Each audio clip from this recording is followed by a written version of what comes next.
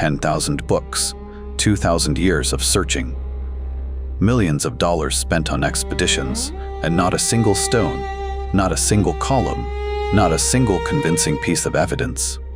Everything we know about the most powerful civilization in human history fits into just 20 pages of text. 20 pages written by one Greek philosopher nearly 2,500 years ago. His name was Plato.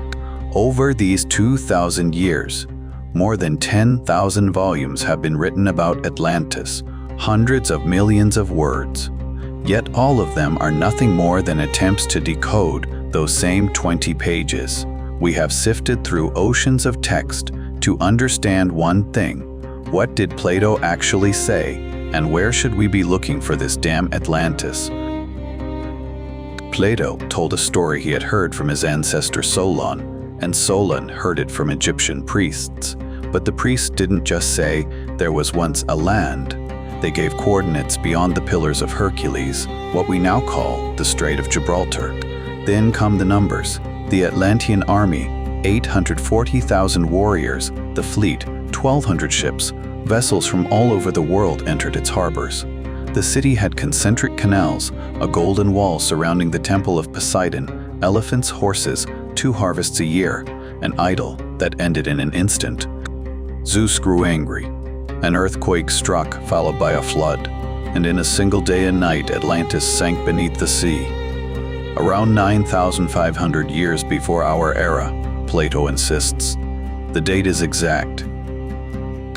And the hunt began. Atlantis was found in Brazil and Palestine, in Scandinavia and Antarctica. It was placed in the Strait of Dover and on the floor of the North Sea.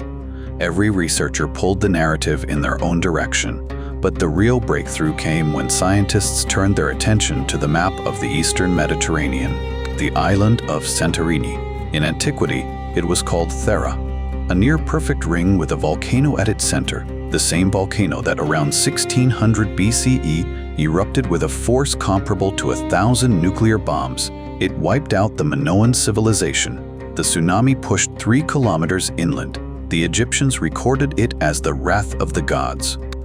An expedition led by Jacques-Yves Cousteau discovered the remains of a submerged city near Santorini, concentric canals, golden ornaments, frescoes, plumbing systems, everything described by Plato. But there is one problem, a massive one. Plato says 9,500 BCE. Santorini erupted around 1600 BCE, a gap of 8,000 years. Too much, even for the most absent-minded historian. But there are darker versions. In 1945, the Allies entered Wewelsburg Castle, the spiritual center of the SS Order.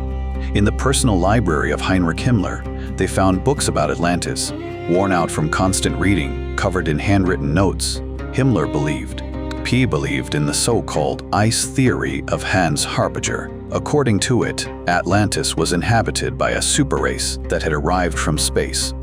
These Atlanteans spread across the world and taught the Greeks, Egyptians, and Indians everything they knew, and their blood, in its purest form, was preserved in Germany.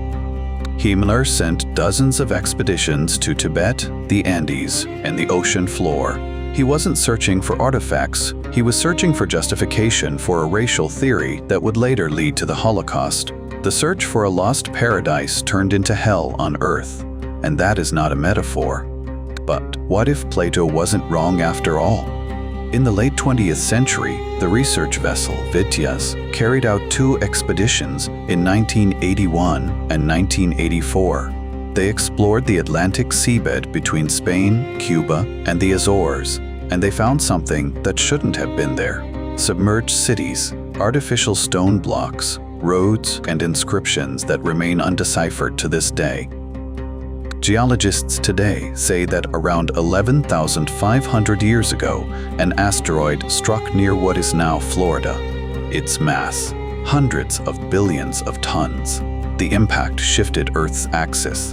Tsunamis 3 kilometers high circled the planet multiple times. They erased everything along the coastlines. Entire regions disappeared beneath the water, forever. was then, according to scientific estimates, that a landmass the size of Asia Minor vanished in the Atlantic. Between continents, this event echoed in the memory of every culture on Earth. In Chinese traditions, among the Maya, among the Aboriginal peoples of Australia, among northern tribes, all of them tell a story of a great flood, of a land swallowed by the sea in a single day. Coincidence or memory? But if Atlantis was destroyed, why is it still spoken of as the cradle of civilization? Archaeologists have run into a paradox. The earliest civilizations, Egypt, Mesopotamia, India, China, appear suddenly. There is no long evolutionary buildup. They emerge already equipped with writing, precise astronomy, complex priestly hierarchies, as if someone arrived and taught them. In the Dutch city of Leeuwarden, a manuscript is kept that may overturn everything.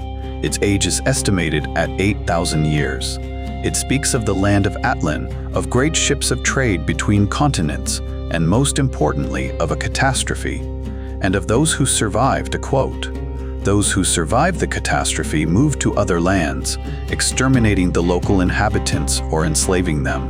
It sounds brutal, but it explains what archaeologists cannot, why the cultural codes of Egypt, Greece, and Central America are so similar.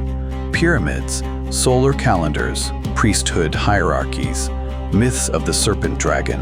These are not independent inventions. This is a shared legacy, the legacy of a civilization that perished, but managed to scatter its seeds across the world. So, what is Atlantis? We searched for it on the ocean floor, in archives, in myths. We searched for gold, for walls, for ships, but perhaps the greatest treasure of Atlantis is not what it built, but what it passed on: knowledge, culture, the memory that once the world was unified and catastrophe tore it apart.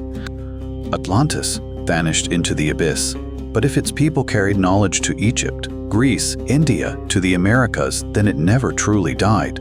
It became us. It became our civilization, and that is why we keep searching for it, not at the bottom of the ocean, but within our own past,